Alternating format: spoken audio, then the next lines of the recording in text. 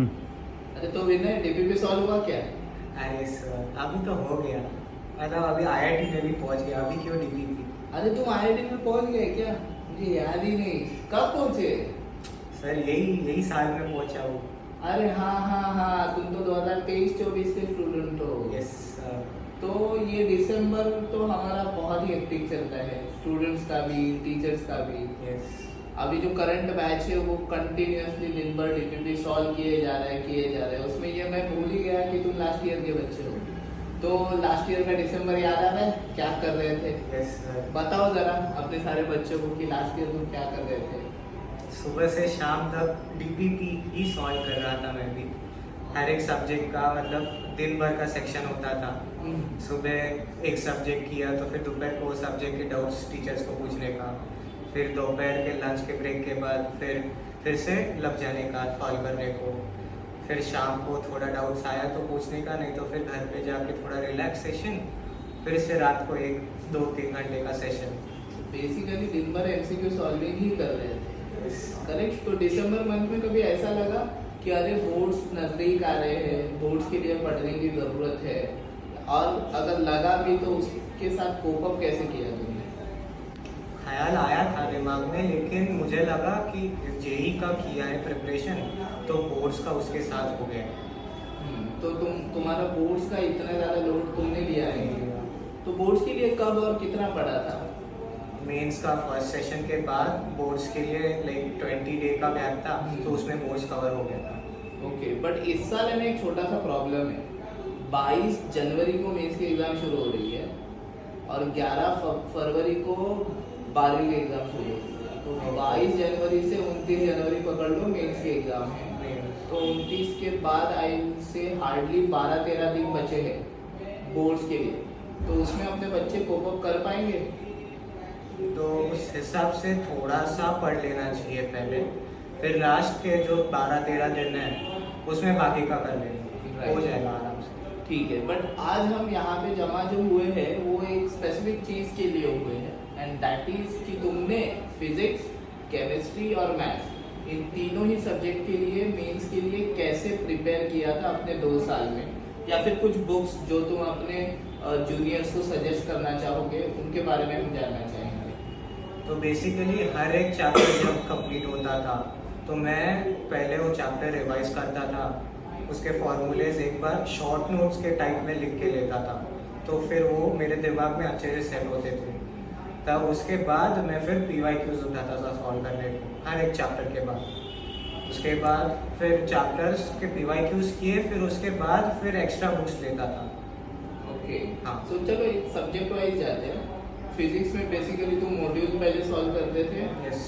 उसके बाद चैप्टर होने के बाद, उसका मॉड्यूल होने के बाद, जो क्लास का मॉड्यूल है उसके बाद तुम ये सॉल्व करते थे अपना PYQ, और उसके बाद तुम कुछ एक्स्ट्रा बुक्स भी सॉल्व करते थे। तो फिजिक्स में ऐसे कोई बुक्स है जो तुम जूनियर्स को सजेस्ट करना चाहोगे? I would say HC Verma, DC Pandey और एक शशि तिवारी करके 3 बुक्स है, ये मैंने प्रेफर किए थे। ये तीनों तुमने फिजिक्स के लिए प्रेफर किए थे, ओके। एंड देन सिमिलरली अगर हम केमिस्ट्री की बात करें तो उसके लिए तुम क्या सजेस्ट करोगे बच्चों को? ऑर्गेनिक के लिए MS चौहान के क्वेश्चन बेस्ट हैं। ओके। फिर उसके बाद N अवस्थी है और P बहादुर फिजिकल केमिस्ट्री के लिए। ओके। और एक विकास जायसवाल के नाम से बुक है, VK Jaiswal, sorry VK Jaiswal, yes, वो इनऑर्गेनिक के लिए। एक सब्जेक्ट के लिए 4 बुक्स से पढ़ना पड़ेगा। एक बार नोट डाउन समराइज कर लो बच्चों। तो एक तो MS Chauhan for organic chemistry, N Awasthi for physical chemistry, and I think VK Jaiswal भी बोला, और इनऑर्गेनिक। और फिजिकल के लिए और एक बोला P बहादुर। तो P बहादुर और N अवस्थी में दोनों करना चाहिए या कोई एक भी सफिशिएंट है? एक भी सफिशिएंट। तो I think it which one it will be? N Awasthi. So MS Chauhan, N Awasthi, and the last one कौन सा था वो third? VK Jaiswal. So basically एक सब्जेक्ट के अंदर ये 3 बुक्स पढ़ना apart from your class module बहुत ज़्यादा ज़रूरी है। तो चलो अपने फेवरेट सब्जेक्ट के पास आते हैं। एंड अपना फेवरेट सब्जेक्ट है मैथ्स। तो मैथ्स के बारे में कुछ बताओ। मैथ्स के लिए मैंने बुक्स सेंगेज प्रेफर किया ऑल ओवर मैथ्स के लिए। फिर उसके बाद स्पेशली कैलकुलस के लिए मैंने ब्लैक बुक सॉल्व की। ब्लैक बुक, तो ये सेम गेज और ब्लैक बुक में कुछ डिफरेंस है? हाँ, मतलब कैलकुलस के क्वेश्चंस ब्लैक बुक में बहुत इंटरेस्टिंग थे, मेरे को अच्छे लगते सॉल्व करने में, फिर वो सेंगेज ही प्रेफर किया मैंने बाकी के भी। सो बेसिकली मैथ्स एक ऐसा सब्जेक्ट है जिसके लिए single book as a reference book आप फॉलो कर सकते हो, दैट इज सेम गेज, उससे अपना मेंस और एडवांस हो जाता है। ओके तो कई गिने चुने ही बच्चे होते हैं जो मेंस क्लियर करके एडवांस दे पाते हैं, एंड विनय उनमें से एक है। उसने मेंस भी दी है, एडवांस भी दिया है, मेंस के दोनों अटेम्प्ट दिए हैं। तो मैं तुमसे जानना चाहूँगा कि मेंस और एडवांस में क्या फ़र्क है एग्जैक्टली, वो अपने बच्चों को बताओ। मेंस और एडवांस में क्वेश्चन डिफिकल्टी लेवल ही फर्क है। मेंस में स्ट्रेट फॉरवर्ड टाइप के क्वेश्चंस आते हैं, फॉर्मूला बेस्ड क्वेश्चंस आते हैं मोस्टली, जो तुम लोगों ने अगर फॉर्मूला किया है तो वो निकल जाएंगे। मेंस में ऐसे 2-3 ही क्वेश्चन होंगे पर सब्जेक्ट के लिए जिसमें तुम लोग को सोचना पड़ेगा बस, बाकी मेंस फॉर्मूला से निकल जाएगा और question practice. The mains basically formula based है, स्ट्रेट फॉरवर्ड क्वेश्चंस है, तो एडवांस में ऐसा क्या डिफरेंस है? एडवांस में दिमाग लगाना पड़ता है क्वेश्चन को क्रैक करने के लिए, कंसेप्ट्स के अंदर घुस के वो लोग क्वेश्चंस बनाते हैं, उसमें दिमाग लगता है सोचने के लिए। ओके सो एडवांस में कौन सा सब्जेक्ट तुम्हें सबसे ज़्यादा इजी और कौन सा सब्जेक्ट सबसे ज़्यादा डिफिकल्ट लगा था? सबसे ज़्यादा डिफिकल्ट मेरे को मैथ्स ही गया था। ओके और easy chemistry. Easy was chemistry and सबसे ज़्यादा डिफिकल्ट इज मैथ्स। तो जनरली सब बच्चों के लिए ये सेम ही रहता है या कुछ अलग है? वेरी कर सकता है सबके लिए। ओके सो मैथ्स में क्या डिफिकल्ट था? क्वेश्चन समझने में बहुत मुश्किल हो रही थी या क्वेश्चन सॉल्व करने में लेंथी था? Lengthy. So basically lengthy was the problem. तो यहाँ पे हमें टाइम मैनेजमेंट करना बहुत ज़्यादा ज़रूरी हो जाता है। अब एक मेंस और एडवांस के लिए प्रिपेयर करने वाला बच्चा कितना घंटा पढ़ सकता है या कितना घंटे पढ़ना चाहिए, या फिर तुमने कितना पढ़ाई किया था, वो थोड़ा गाइड कर दो। मैं इतना कंसिस्टेंट नहीं था, मेरा हर दिन का 3 से 8 घंटे के बीच में वेरी करता था, लेकिन एक्चुअल जो बच्चा है उसको मिनिमम 5 आवर्स डेली करना ही चाहिए self study apart from classes. So apart from classes, अगर क्लास का शेड्यूल 6 घंटे का है तो एक्स्ट्रा 5 घंटे पढ़ना ही है। 6 + 5 11 घंटे पढ़ाई होनी चाहिए, जिसमें से 5 घंटे सेल्फ स्टडी। तो तुम 5 घंटे के आसपास करते थे। टुवर्ड्स दी एंड जब मेन से एडवांस नजदीक आया तो ये नंबर ऑफ आवर्स तुम्हारे बढ़ गए थे, कम हो गए थे, कैसा था? ये बढ़ गए थे। मैक्सिमम नंबर ऑफ आवर्स जो तुमने एक दिन में पढ़ाई की थी वो कितना था? 8 hours. 8 hours apart from class. Apart from class. Okay, और पेपर प्रैक्टिस कैसे की थी तुमने? शुरुआती के दिनों में जब तक पोर्शन कंप्लीट नहीं होता तब तक A1 पेपर पर वीक, एडवांस का एक, मेंस का एक सफिशिएंट होता था। फिर जब जैसे जैसे पोर्शन कंप्लीट होता है, फुल लेंथ टेस्ट्स आते हैं, उस में एक्चुअल एग्ज़ाम जब पास में आता है तभी 3 to 5 एग्जाम पेपर्स पर वीक देना अच्छा है। ओके, 3 to 5 पेपर्स पर week, that is towards the end. मतलब अभी वीकली एक पेपर सफिशिएंट है, बट जैसे जैसे मेंस पास, जैसे अभी दिसंबर है, जैसे अभी का मंथ, उसमें आपको कितना टेस्ट देना चाहिए बच्चों को? अभी तो मेंस फोकस्ड ही रहना चाहिए। करेक्ट।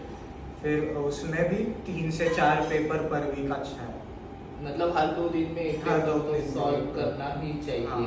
तो self study becomes an important part, but उसके साथ ही टेस्ट इज इम्पोर्टेंट, और वो टेस्ट को एनालाइज करना, अपने वीक पॉइंट्स क्या है वो एनालाइज करना भी बहुत इम्पोर्टेंट है। राइट। तो ये दिसंबर जनवरी मंथ में तो रातों की नींद हराम होती रहेगी, क्योंकि तुम्हारा भी अटेम्प्ट आई गेस जनवरी में ही था। 15 जनवरी के आसपास था? नहीं, मेरा अटेम्प्ट 20 के आसपास था। हाँ, 15 के आगे। हाँ। राइट। तो ये जो अटेम्प्ट था तुम्हारा, इस अटेम्प्ट के पहले के 15 दिन थोड़े एक्सप्लेन कर सकते हो कैसे थे? याद भी आ रहे हैं? याद थोड़ा थोड़ा आ रहा है। 15 दिन ऐसे थे, अभी तो क्लास से थोड़ा रिलैक्स होते थे, फिर घर पे जो एक्स्ट्रा क्वेश्चंस थे जिसमें अपने को डाउट लगता है कि अपना वीक पॉइंट है, उसको थोड़ा प्रैक्टिस करता था मैं। ओके। अभी विनय की बातों से तो ऐसा लग रहा है कि वो 15 दिन पूरी तरह भूल गए। ठीक है, बट मेंस के पहले जितना लोड या जितना स्ट्रेस था उतना एडवांस के एग्जाम के पहले था क्या? इक्वली कह सकता हूँ। ओके, तुम्हारा मेजर गोल हमेशा से एडवांस था? नहीं, मेरा मेजर गोल एडवांस बाद में ही हो, 12th के बाद में। 12th तक तो तुम्हारा मेंस ही मेन गोल था। Correct correct. तो अभी इतना सारा स्ट्रगल करके इतनी सारी पढ़ाई करके तुम आईआईटी में पहुंच गए हो, so is it all worth it? क्या लग रहा है? Everything is worth it. IITs are the best still. And parents को एक प्राउड फीलिंग होती है, उनको देखकर मेरे को भी बहुत खुश हुआ मैं। ओके, सो अभी अगर ध्यान से अगर हम देखें तो तुम्हारा एक सेमेस्टर तो हो ही गया है, तो ये एक सेमेस्टर का कॉलेज का इन कैंपस एक्सपीरियंस कैसा है? कैंपस IIT मद्रास का बहुत ब्यूटीफुल है, लाइक डियर्स, वाइल्ड लाइफ बहुत अच्छे उधर, सब कुछ देखने को मिलता है। फिर फर्स्ट सेमेस्टर हम लोग का लाइट ही था, 3-4 कोर्सेस ही थे सिर्फ, तो बहुत ज़्यादा एक्सप्लोर किया। अंदर सिर्फ डिग्री के अलावा भी बहुत ज़्यादा अपॉर्चुनिटीज़ है, तो IIT क्रैक कर लिया तो तुम लोग किधर भी जा सकते हो, सिर्फ बीटेक करना ही मेन एम नहीं होता IIT।